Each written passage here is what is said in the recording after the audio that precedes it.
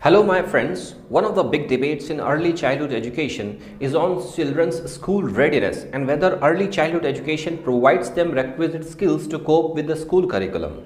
A vast literature exists on the importance of certain cognitive abilities that are supposed to be developed during the years children spend in preschools so that they are get ready when they enter grade 1 in schools. In terms of what children learn in schools, one of the big debates is whether the children learning in private schools performs better than those in government schools. In the Indian context, the consensus seems to be that a large proportion of the differences comes from the home environment, home factors actually. And while the learning outcomes of private schools effect remains positive even after taking into account the home environment, the learning outcome levels of private schools are nowhere near great competencies. But when do these differences start to manifest themselves? Do the children who enter in private schools have a learning advantage? Let us look at the case of language. According to the curriculum of grade 1, children in grade 1 are supposed to able to read and identify small words. According to the annual status of education report, a sample of it shows that 21% children in government schools could read and identify small words in compared to 46% children in private schools, an advantage of 122%. How is this possible? Are we comparing fair? Are we comparing apples with apples? The answer is clearly no. The reason is, first, the age distribution. The age distribution in government schools in grade 1 is very different from that in private schools. According to the Right to Education Act and national policy, it mandates that children enter in grade 1 at age 6. However, in government schools, around 26% children enter in grade 1 at age 4 or 5 in compared to 15%, only 15% children in private schools. And at the other end of the spectrum, around 30% children in government schools are of age 7 or 8 in compared to 45% children in private schools. So it becomes problematic to compare learning levels in grade 1 between government schools and private schools. And might be the positive learning outcomes of the private schools comes from the higher proportion of their older children. Second, it is well known that children who go to private schools come from relatively affluent backgrounds. They also tend to have educated parents, and this affords them certain advantages which are not available to the disadvantaged families, and they are more likely to go to the government schools.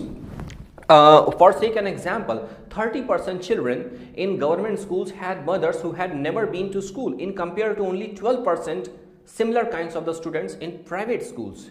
27% children in private schools had private tutors in compared to only 19% children in government schools.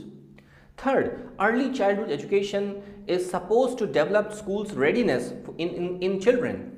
The early childhood education is supposed to develop certain cognitive abilities, early literacy and numeracy skills into them. According to the early childhood education and care curriculum framework, it talks about developing certain cognitive and literacy numeracy skills, which includes pattern recognition, seriation, and observing, reasoning and problem solving. According to the annual status of education report, tasks administered in seriation, pattern recognition and problem solving, around 23% children in government schools could do all three tasks in compared to 43% children in private schools. Once we take into account all these factors, age distribution, educated parents, home environments, affluency and the certain baseline abilities, we can find that still the learning outcomes of the private schools are better than those in the government schools. How is this possible? We cannot attribute this difference to the better teaching practices in private schools, since we are talking about grade 1. Actually, what private schools are doing? Private schools are actually exposing children in preschools and towards the school-like curricula even before they have entered schools. In other words, I can say that private schools or private sector actually keeps children longer in preschools and exposing them to the school-like curricula even before they have entered in grade 1 of schools. For example, around 14% children in Anganwadis could read small words in compared to 52% children in private preschools. And in the similar private preschools, around 12% children could read small sentences, something which they are supposed to learn in schools actually, in compared to only 2% Anganwadi students could do it. Finally, children on the basis of certain cognitive abilities, literacy and numeracy skills, one of the example given in the ASER Annual Status of Education report about picture description, around 23% children in private preschools could describe picture properly, in compared to only half, around 12% children could do all these three activities. India has a huge investment in its early childhood education system through around 1.2 million Anganwadis under the National Early Childhood Services Scheme.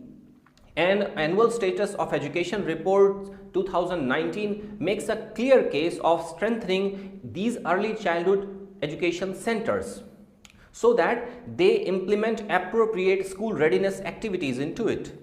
And a clear case is also made to streamline school curriculum in all these private and government preschools so that they focus on cognitive and literacy and numeracy skills that will help them in a further learning. This is all glimpse I have collected out of the Annual Status of Education report given by William Wadhwa, the director of Annual Status of Education report. So this will help you to understand Indian early childhood education system. Well, I think so. Thank you very much for watching my video. I am Amit Vikram. Thank you very much. Thank you. Thank you.